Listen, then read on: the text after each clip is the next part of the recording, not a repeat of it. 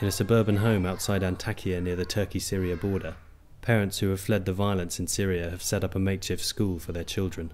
For many of the students, it's a welcome taste of normality as the atrocity and deprivation continues in their homeland, much of which has played out in front of their eyes on the streets where they grew up. At first glance, the children appear cheerful, but you only have to look at the paintings hanging on the walls of the art classroom to get a sense of what they've endured. The pictures show tanks and snipers firing into houses, and the funeral of a man, woman and child, their wounds clearly marked in red ink.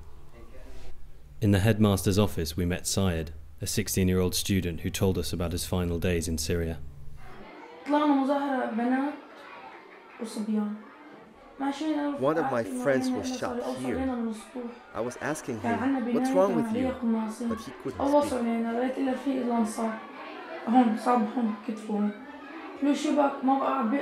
speak. Syed himself can't speak when he recalls what happened. 2 of his friends later died of their injuries. When we asked Syed how he felt about everything that had happened, he simply began to weep.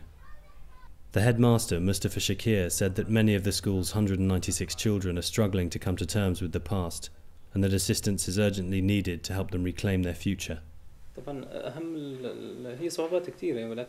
There are a lot of difficulties, but the worst is the psychological state of the children coming from Syria.